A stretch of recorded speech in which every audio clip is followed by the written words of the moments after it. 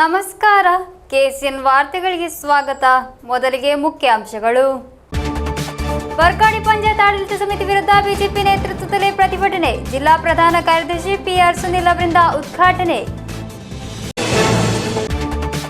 Anganwadi workers and helpers association ಸಿಐಟಿಯುನ ಆಶ್ರಯದಲ್ಲಿ ಧರಣಿ. ಕಾಸರಗೋಡು ಅಡಿಷನಲ್ ಪ್ರಾಜೆಕ್ಟ್ ಕಚೇರಿ ಮುಂಭಾಗದಲ್ಲಿ. ಚೆಂಗಳದ 4ನೇ ಮೈಲಿಯ ಮನೆಯೊಂದರಲ್ಲಿ ಭಾರೀ ಕಳ್ಳತನ. 4ನೇ ಮೈಲಿಯ ಕೆಎಸ್ ಸತ್ತಾರ್ ಎಂಬವರ ಮನೆಯಲ್ಲಾಗಿದೆ ಕಳ್ಳತನ ನಡೆದಿರುವುದು. ಕಾಸರಗೋಡಿನ ಹೊಸ ಬಸ್ ನಿಲ್ದಾಣದಲ್ಲಿ ಬೀದಿ ಬದಿ ವ್ಯಾಪಾರಿಗಳಿಗಾಗಿ ನಗರಸಭೆ ಸಿದ್ಧಪಡಿಸಿರುವ ಸ್ಟಾಲ್ನ ಉದ್ಘಾಟನೆ ಆಗಸ್ಟ್ 8ರಂದು. ಕೇರಳ ರಾಜ್ಯ ಮಟ್ಟದ ಅಂಡರ್ 23 ಪುರುಷ ಹಾಗೂ ಮಹಿಳಾ ವಿಭಾಗದ ಕುಸ್ತಿ ಟೂರ್ನಮೆಂಟ್ ಆಗಸ್ಟ್ 9-10ರಂದು. ವಾರ್ತೆಗಳು ವಿವರವಾಗಿ. ವರ್ಕಾಡಿ ಪಂಚಾಯತ್ ಆಡಳಿತ ಸಮಿತಿ ವಿರುದ್ಧ ಬಿಜೆಪಿ ನೇತೃತ್ವದಲ್ಲಿ ಪ್ರತಿಭಟನೆ ನಡೆಸಲಾಯಿತು. ಬಿಜೆಪಿ ಕಾಸರಗೋಡು ಜಿಲ್ಲಾ ಪ್ರಧಾನ ಕಾರ್ಯದರ್ಶಿ ಪಿಆರ್ ಸುನಿಲ್ ಉದ್ಘಾಟಿಸಿದರು. ಸಿಪಿಎಂ ನಿಯಂತ್ರಣದಲ್ಲಿರುವ ಸಂಸ್ಥೆಗಳು ಭ್ರಷ್ಟಾಚಾರಕ್ಕೆ ಸಮಾನಾರ್ಥಕ ಎಂದು ಪಿಆರ್ ಸುನಿಲ್ ಹೇಳಿದರು. ವರ್ಕಾಡಿ ಪಂಚಾಯತ್ ಆಡಳಿತ ಸಮಿತಿ ವಿರುದ್ಧ ಬಿಜೆಪಿಯಿಂದ ಪ್ರತಿಭಟನೆ ಆಯೋಜಿಸಲಾಗಿತ್ತು. ಮಜಿರ್ಪಳದಿಂದ ಪ್ರಾರಂಭವಾದ ಪ್ರತಿಭಟನೆಯನ್ನು ಪಂಚಾಯತ್ ಕಚೇರಿಯ ಮುಂಭಾಗದಲ್ಲಿ ಪೊಲೀಸರು ತಡೆದರು. ಮೆರವಣಿಗೆಯಲ್ಲಿ 106 ಮಂದಿ ಬಿಜೆಪಿ ಕಾರ್ಯಕರ್ತರು ಭಾಗವಹಿಸಿದ್ದರು. ನಂತರ ನಡೆದ ಧರಣಿಯನ್ನು ಬಿಜೆಪಿ ಕಾಸರಗೋಡು ಜಿಲ್ಲಾ ಪ್ರಧಾನ ಕಾರ್ಯದರ್ಶಿ ಪಿಆರ್ ಸುನಿಲ್ ಉದ್ಘಾಟಿಸಿದರು. ಸಿಪಿಎಂ ಆಡಳಿತದಲ್ಲಿರುವ ಸ್ಥಳೀಯ ಸರ್ಕಾರಿ ಸಂಸ್ಥೆಗಳು ಭ್ರಷ್ಟಾಚಾರ ಮತ್ತು ಅಕ್ರಮಗಳಿಗೆ ಸಮಾನಾರ್ಥಕವಾಗಿ ಬದಲಾಗಿದೆ ಎಂದು ಪಿಣರಾಯಿ ನಡೆಸುತ್ತಿರುವ ದುರಾಡಳಿತವು ತಳಮಟ್ಟದಲ್ಲಿ ಪುನರಾವರ್ತನೆಯಾಗಲಿದೆ ಎಂದು ಪಿಆರ್ ಸುನಿಲ್ ಹೇಳಿದರು. ವರ್ಕಾಡಿ ಕುಟುಂಬಶ್ರೀ ಕಚೇರಿಗೆ ಆಗಮಿಸಿದ ಪಂಚಾಯತ್ ಕಲ್ಯಾಣ ಸ್ಥಾಯಿ ಸಮಿತಿ ಚೇರ್ಮನ್ ಹಾಗೂ ಬಿಜೆಪಿ ಕಾರ್ಯಕರ್ತರನ್ನು ಅವಮಾನಿಸಿದ ಸಿಡಿಎಸ್ ಅಧ್ಯಕ್ಷೆ ವಿಜಯಲಕ್ಷ್ಮಿ ಅವರ ಕ್ರಮ ಪ್ರಜಾಪ್ರಭುತ್ವ ವಿರೋಧಿಯಾಗಿದೆ. ಅವರನ್ನು ಸರಿಪಡಿಸುವ ಬದಲು ಬಿಜೆಪಿ ಮುಖಂಡರ ವಿರುದ್ಧ ಸುಳ್ಳು ಪ್ರಕರಣ ದಾಖಲಿಸಲು ಪಂಚಾಯತ್ ಆಡಳಿತ ಸಮಿತಿ ಪ್ರಯತ್ನಿಸಿದೆ ಎಂದು ಪ್ರಕರಣವನ್ನು ರಾಜಕೀಯವಾಗಿ എതിരിಸಲಾಗುವುದು ಎಂದು ಪಿಆರ್ സുനിൽ ಹೇಳಿದರು. ഭാരതീയ ജനതാ പാർട്ടിയുടെ യുവമോർച്ചയുടെ ഒരു പ്രവർത്തകൻ ഈ ഗ്രാമപഞ്ചായത്തിന് അകത്ത് പോയി സാധാരണക്കാരന്റെ വിഷയങ്ങളെ കുറിച്ച് പറയുന്ന സമയത്ത് അദ്ദേഹം നടന്നു പോകുന്ന വഴി ഇടയിൽ അറിയാതെ കുടുംബശ്രീ CDS ചെയർപേഴ്സൺ ഇരിക്കുന്ന ആ ഹാളിന്റെ വാതിലിന്റെ ഒരറ്റത്ത് നിന്ന് അകത്തേക്ക് നോക്കിപ്പോയി നമ്മുടെ പ്രവർത്തക വന്നിട്ടുണ്ടോ എന്നൊരു അന്വേഷണം നടത്തിയപ്പോൾ ഈ കുടുംബശ്രീയുടെ ചെയർപേഴ്സന് ആകമാനം ഭ്രാന്തളകി എന്നാണ് നമുക്ക് അറിയാൻ വേണ്ടി സാധിച്ചത്. ಬಿಜೆಪಿ ವರ್ಕಾಡಿ ಪಂಚಾಯತ್ ಸಮಿತಿ ಅಧ್ಯಕ್ಷ ಭಾಸ್ಕರ್ ಪೊಯ್ಯ ಅಧ್ಯಕ್ಷತೆ ವಹಿಸಿದ್ದರು. ಮಹಿಳಾ ಮೋರ್ಚಾ ನಾಯಕಿ ಕೆಎಸ್ ರಮಣಿ ಮುಖ್ಯ ಭಾಷಣ ಮಾಡಿದರು. ಬಿಜೆಪಿ ಜಿಲ್ಲಾ ಉಪಾಧ್ಯಕ್ಷರಾದ ಮುರಳೀಧರ್ ಯಾದವ್, ಮಣಿಕಂಠ ರೈ, ಮಂಜೇಶ್ವರ ಮಂಡಲ ಅಧ್ಯಕ್ಷ ಆದರ್ಶ್ ಬಿಎಂ, ಪ್ರಧಾನ ಕಾರ್ಯದರ್ಶಿಗಳಾದ ಕೆಬಿ ಭಟ್, ಯತಿರಾಜ್, ಹಿರಿಯ ಮುಖಂಡ ಧೂಮಪ್ಪ ಶೆಟ್ಟಿ, ತಾಮರ, ರಕ್ಷಣ್, ಬಿಜೆಪಿ ವರ್ಕಾಡಿ ಪಂಚಾಯತ್ ಜನಪ್ರತಿನಿಧಿಗಳು ಎಂಬಿವರು ಮಾತನಾಡಿದರು. News bureau Kasaragod. Anganwadi workers and helpers association ಸಿಐಟಿಯುನ ಆಶ್ರಯದಲ್ಲಿ ವಿವಿಧ ಬೇಡಿಕೆಗಳನ್ನು ಮುಂದಿಟ್ಟುಕೊಂಡು ಐಸಿಡಿಎಸ್ ಯೋಜನಾ ಕಚೇರಿ ಮುಂಭಾಗದಲ್ಲಿ ರಾಜ್ಯವ್ಯಾಪಕವಾಗಿ ಧರಣಿ ನಡೆಸಲಾಯಿತು. ಕಾಸರಗೋಡು ಅಡಿಷನಲ್ ಪ್ರಾಜೆಕ್ಟ್ ಕಚೇರಿಗೆ ನಡೆದ ಮಾರ್ಚ್ ಹಾಗೂ ಧರಣಿಯನ್ನು ಸಿಐಟಿಯು ಜಿಲ್ಲಾ ಕಾರ್ಯದರ್ಶಿ ಗಿರಿಕೃಷ್ಣನ್ ಉದ್ಘಾಟಿಸಿದರು. ಕೇಂದ್ರ ಸರ್ಕಾರದ ಯೋಜನೆಯಾದ ಐಸಿಡಿಎಸ್ ಪ್ರಾರಂಭವಾಗಿ 50 ವರ್ಷ ಪೂರ್ಣಗೊಳಿಸಿದ ನಂತರವೂ ಅಂಗನವಾಡಿ ನೌಕರರಿಗೆ ಅಲ್ಪ ಗೌರವಧನವನ್ನು ಕೇಂದ್ರ ಸರ್ಕಾರ ನೀಡುತ್ತಿರುವುದು. ಕೇರಳದಲ್ಲಿ ನೌಕರರಿಗೆ ಲಭಿಸುವ 13,000 ರೂಪಾಯಿಯಲ್ಲಿ 2,700 ರೂಪಾಯಿ ಮಾತ್ರ ಕೇಂದ್ರ ನೀಡುತ್ತಿರುವುದು. 9,000 ರೂಪಾಯಿ ಲಭಿಸುವ ಹೆಲ್ಪರ್ಗಳಿಗೆ 1,350 ರೂಪಾಯಿಯಾಗಿದೆ ಕೇಂದ್ರದ ವಿತರಣೆ. ಪೌಷ್ಟಿಕಾಂಶ ಟ್ರ್ಯಾಕರ್ನ ಸಮಸ್ಯೆಯನ್ನು ಸರಿಪಡಿಸಬೇಕು. ಅಂಗನವಾಡಿ ಚಟುವಟಿಕೆಗಳನ್ನು ಸೂಕ್ತವಾಗಿ ನಿರ್ವಹಿಸಲು ಕ್ರಿಯಾತ್ಮಕ ಸಾಧನಗಳನ್ನು ನೀಡಬೇಕು. ಫಲಾನುಭವಿಗಳಿಗೆ ಸರಿಯಾಗಿ ಪೌಷ್ಟಿಕಾಂಶ ವಿತರಣೆಯನ್ನು ನಡೆಸಬೇಕು. ಮೇಲಾಧಿಕಾರಿಗಳ ಕಿರುಕುಳವನ್ನು ಕೊನೆಗೊಳಿಸಬೇಕು. ಮುಂತಾದ ಬೇಡಿಕೆಗಳನ್ನು ಮುಂದಿಟ್ಟುಕೊಂಡು anganwadi workers and helpers association ಸಿಐಟಿಯುನ ಆಶ್ರಯದಲ್ಲಿ ಐಸಿಡಿಎಸ್ ಯೋಜನಾ ಕಚೇರಿ ಮುಂಭಾಗದಲ್ಲಿ ರಾಜ್ಯವ್ಯಾಪಕವಾಗಿ ಧರಣಿ ನಡೆಸಲಾಯಿತು. ಜಿಲ್ಲೆಯ 11 ಕೇಂದ್ರಗಳಲ್ಲಾಗಿತ್ತು ಧರಣಿ ಆಯೋಜನೆ. ಕಾಸರಗೋಡು ಅಡಿಷನಲ್ ಪ್ರಾಜೆಕ್ಟ್ ಕಚೇರಿಗೆ ನಡೆಸಿದ ಮಾರ್ಚ್ ಹಾಗೂ ಧರಣಿಯಲ್ಲಿ ಹಲವಾರು ಮಂದಿ ಕಾರ್ಯಕರ್ತರು ಭಾಗವಹಿಸಿದ್ದರು. ನಂತರ ನಡೆದ ಧರಣಿಯನ್ನು ಸಿಐಟಿಯು ಜಿಲ್ಲಾ ಕಾರ್ಯದರ್ಶಿ ಗಿರಿಕೃಷ್ಣನ್ ಉದ್ಘಾಟಿಸಿದರು. എല്ലാം ആധുനിക സജ്ജീകരണത്തോടു കൂടി അല്ലെങ്കിൽ ടെക്നിക്കൽമായിട്ട് എല്ലാം തന്നെ ഈ കമ്പ്യൂട്ടർവൽക്കരിച്ചെങ്കിലും പലതും ഫോണിൽ കൂടി ചെയ്യണമെന്ന് പറഞ്ഞാലും അതെല്ലാ റെക്കോർഡുകളും ഇപ്പോഴും കമ്പ്യൂട്ടർവൽക്കരിക്കാനുള്ള സംവിധാനം നമ്മുടെ രാജ്യത്ത് ഇന്ത്യ രാജ്യത്തുണ്ടായിട്ടില്ല, കേരളത്തിലും ഉണ്ടായിട്ടില്ല.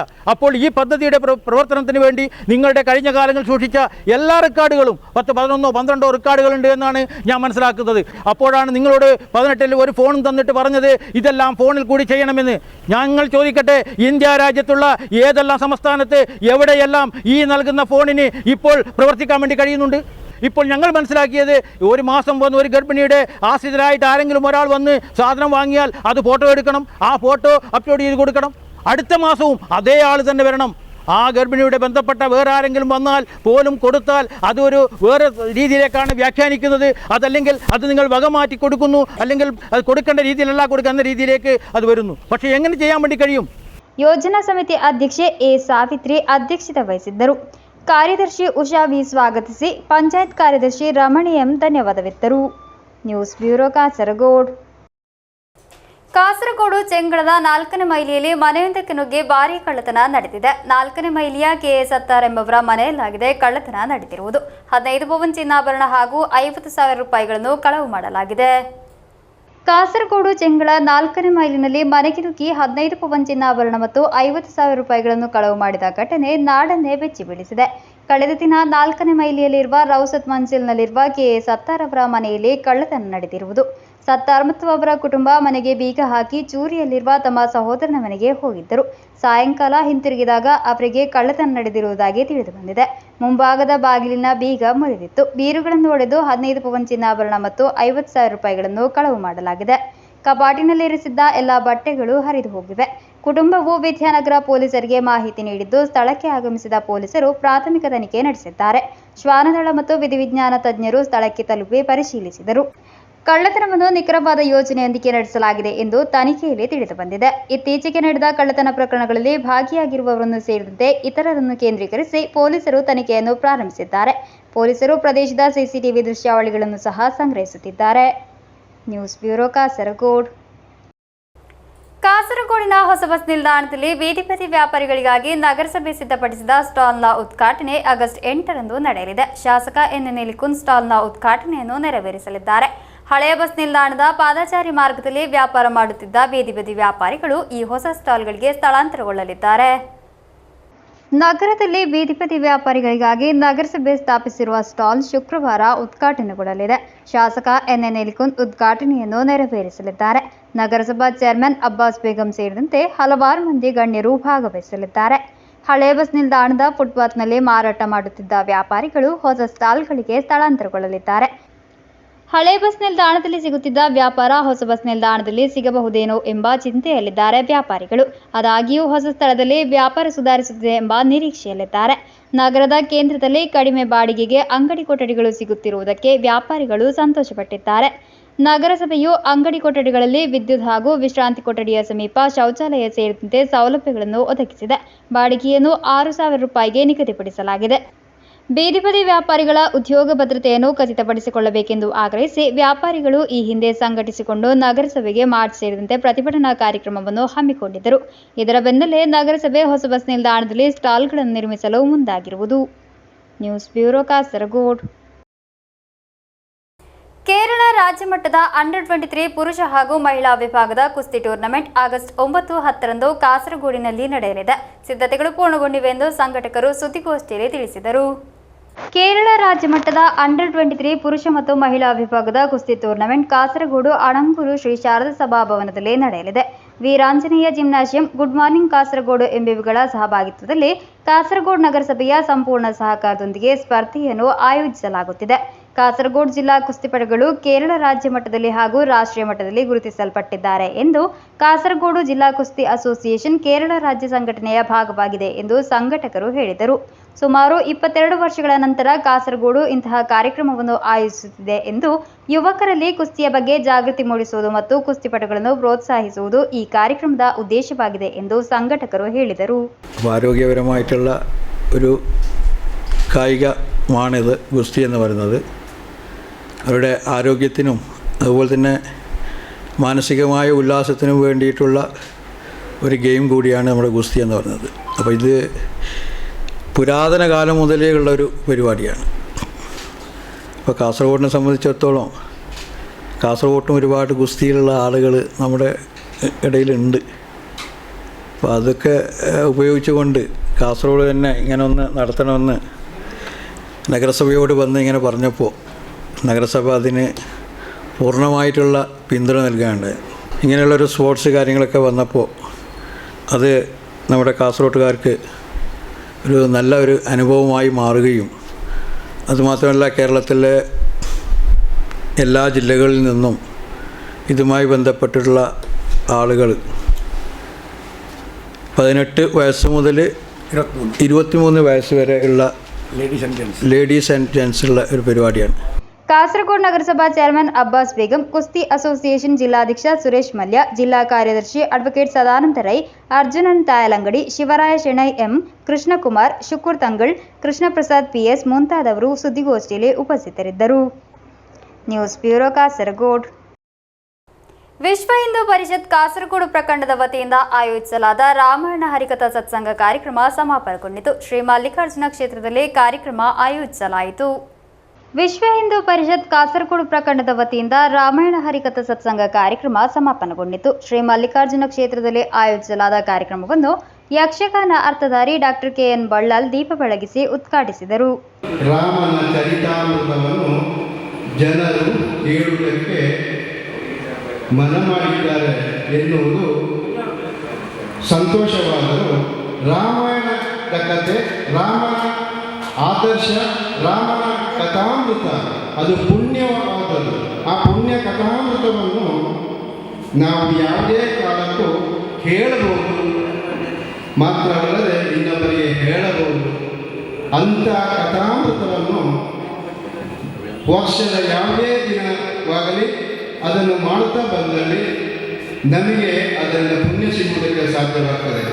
ವಿಶ್ವ ಹಿಂದೂ ಪರಿಷತ್ ಕಾಸರಗೋಡು ಜಿಲ್ಲಾ ಕಾರ್ಯಾಧ್ಯಕ್ಷ ಡಾಕ್ಟರ್ ಶಿವರಾಮ್ ಭಟ್, ಧಾರ್ಮಿಕ ಮುಂದಾಳು ಡಾಕ್ಟರ್ ವೆಂಕಟರಮಣ ಹೊಳ್ಳ, ಪ್ರಖಂಡ ಅಧ್ಯಕ್ಷ ಗುರುಪ್ರಸಾದ್ ಕೋಟೆಕಣಿ ಮುಂತಾದವರು ಉಪಸ್ಥಿತರಿದ್ದರು.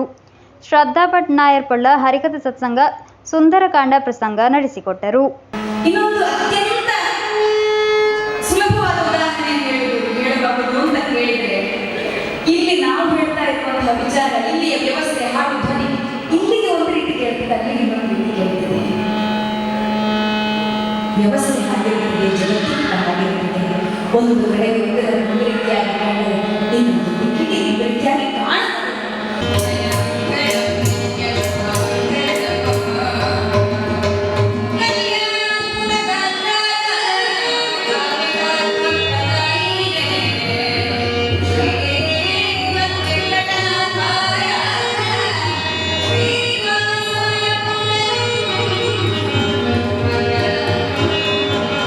ಹಲವಾರು ಮಂದಿ ಭಕ್ತರು ಆಗಮಿಸಿದ್ದರು.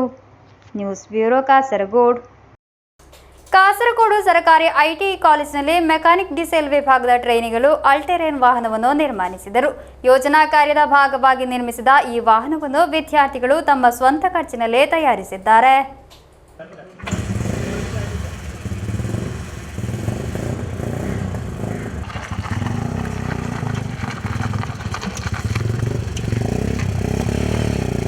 ಕಾಸರಗೋಡು ಸರ್ಕಾರಿ ITI ಕಾಲೇಜಿನಲ್ಲಿ ಮೆಕ್ಯಾನಿಕ್ ಡೀಸೆಲ್ ಟ್ರೈನಿಗಳ ಕೌಶಲ್ಯ ಮತ್ತು ಶ್ರೇಷ್ಠತೆ ಜೊತೆ ಸೇರಿದಾಗ ವಾಸ್ತವವಾಗಿದೆ ಈ ಆಲ್ಟೆರೇನ್ ವಾಹನ. ತಮ್ಮ ಪ್ರಾಜೆಕ್ಟ್ ವರ್ಕ್ನ ಭಾಗವಾಗಿಯಾಗಿದೆ. ಟ್ರೈನಿಗಳು ತಮ್ಮ ಕ್ರಿಯಾತ್ಮಕತೆಯಿಂದ ಈ ವಾಹನವನ್ನು ವಿನ್ಯಾಸಗೊಳಿಸಿರುವುದು ಹಾಗೂ ನಿರ್ಮಿಸಿರುವುದು. ಇದು 160 cc ಎಂಜಿನ್ನಿಂದ ಚಾಲಿತವಾಗಿದೆ. ಎಲ್ಲಾ ತೊಂದರೆಗಳನ್ನು ನಿವಾರಿಸಿ ಮುಂದುವರೆಯಲು ಸಾಧ್ಯವಾಗುವ ಅತ್ಯುತ್ತಮ ರೀತಿಯಲ್ಲಿ ಈ ವಾಹನವನ್ನು ಸಿದ್ಧಪಡಿಸಲಾಗಿದೆ. ವಿದ್ಯಾರ್ಥಿಗಳು ತಮ್ಮ ಸ್ವಂತ ಖರ್ಚಿನಲ್ಲೇ ನಿರ್ಮಿಸಿರುವ ಈ ವಾಹನವು ಪ್ರೇಕ್ಷಕರಲ್ಲಿ ಕುತೂಹಲ ಮೂಡಿಸಿದೆ. ಟ್ರೈನಿಗಳು ಸ್ವತಃ ವಾಹನಗಳನ್ನು ವಿನ್ಯಾಸಗೊಳಿಸಿರುವುದು ಹೆಮ್ಮೆಯ ವಿಷಯವಾಗಿದೆ ಎಂದು, ಇದು ಮುಂಬರುವ ಬ್ಯಾಚ್ಗಳಿಗೆ ಸ್ಫೂರ್ತಿಯಾಗಲಿದೆ ಎಂದು പ്രിൻസിപ്പൽ സിന്ധു പാൽ ಹೇಳಿದರು. പഴയ ഓരോ വണ്ടികളുടെ പാർട്സ് എടുത്ത് അവർ വളരെ കുറഞ്ഞ ചിലവിൽ നിർമ്മിച്ച ഈ ഓൾ ടെറൈൻ വെഹിക്കിള് നമ്മുടെ ITIക്കായിട്ട് ഇവരുടെ പ്രൊജക്റ്റിൻ്റെ ഭാഗമായിട്ട് നിർമ്മിച്ച ഈ വണ്ടി അവർ ITIക്ക് വേണ്ടി സമർപ്പിച്ചിരിക്കുകയാണ്. നമുക്ക് ഒരുപാട് സന്തോഷം തരുന്നൊരു മുഹൂർത്തമാണിത്. കുട്ടികളുടെ ശ്രമഫലമായിട്ട് അവർ പഠിച്ചത് പ്രാക്ടിക്കലി അവർ ഉണ്ടാക്കി അവരത് പൂർണ്ണ രൂപത്തിൽ കാണുമ്പം അവർക്കൊരുപാട് അത് അവരുടെ ആ പഠിച്ച കാര്യങ്ങളെല്ലാം അവരത് പ്രാവർത്തികമാക്കിയിരിക്കുകയാണ്. അപ്പോൾ അവർക്കത് ബാക്കിയുള്ള ബാച്ചിനും എല്ലാവർക്കും അതൊരു വളരെ അവരുടെ ഒരു സന്തോഷകരമായ ഒരു ശ്രമകരമായ ഒരു ഫലം ആയിട്ട് തന്നെ നമുക്കിത് കാണാം. ತಾವೇ ಆಲ್ಟೆರೇನ್ ವಾಹನವನ್ನು ನಿರ್ಮಿಸಿದ ಸಂತೋಷವನ್ನು ಟ್ರೈನಿಗಳು ಹಂಚಿಕೊಂಡರು. 160 cc എഞ്ചിനാണ്, പിന്നെ 14 bhp ഉണ്ട്.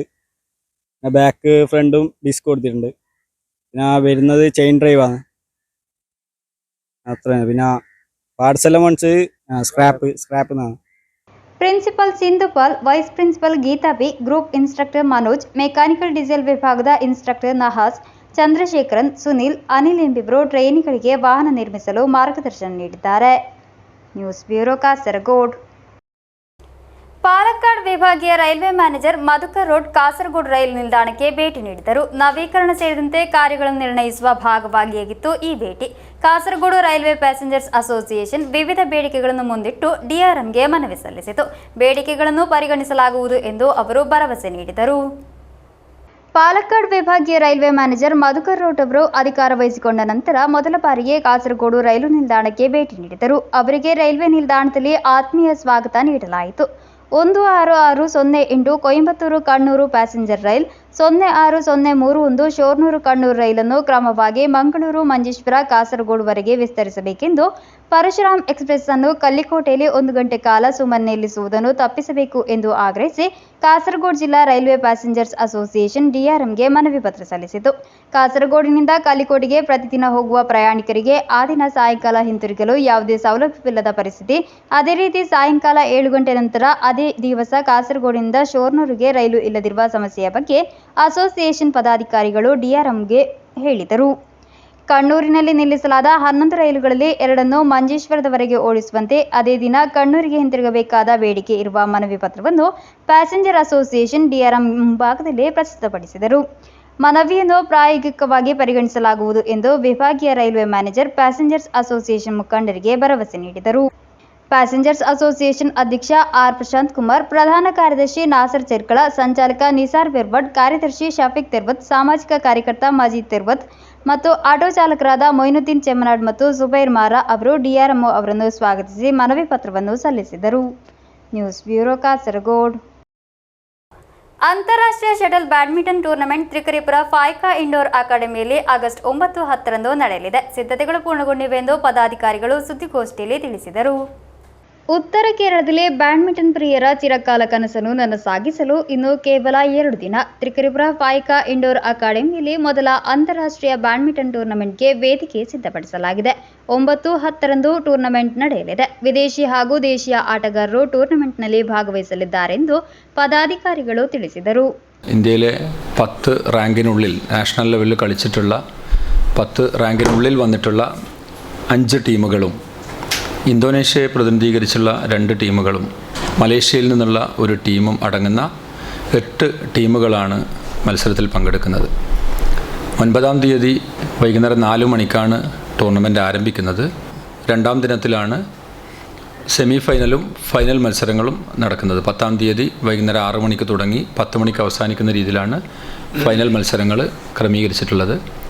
സാധ്യമായ എല്ലാ സംരംഭങ്ങളും ഏറ്റവും മികച്ച ഒരു ഇവൻ്റായി മാറണമെന്ന താല്പര്യത്തോടു കൂടി സംഘാടക സമിതി സാധ്യമായ എല്ലാ രീതിയിലുള്ള കാര്യങ്ങളും നിർവഹിച്ചിട്ടുണ്ട്. ഒരു ജനകീയമായ പിന്തുണയോടു കൂടിയുള്ള ഒരു പരിപാടിയായിട്ടാണ് ഈ ഷട്ടിൽ ബാഡ്മിൻ്റൺ ടൂർണമെൻറ്റിനെ ഞങ്ങൾ കാണുന്നത്. ಸುದ್ದಿಗೋಷ್ಠಿಯಲ್ಲಿ TM Ameer Haji, Abdulla KP, TM Abdul Salam, K Mohammed Shareef, Sajid Paleri ಎಂಬಿವರು ಭಾಗವಹಿಸಿದ್ದರು. News bureau Kasaragod.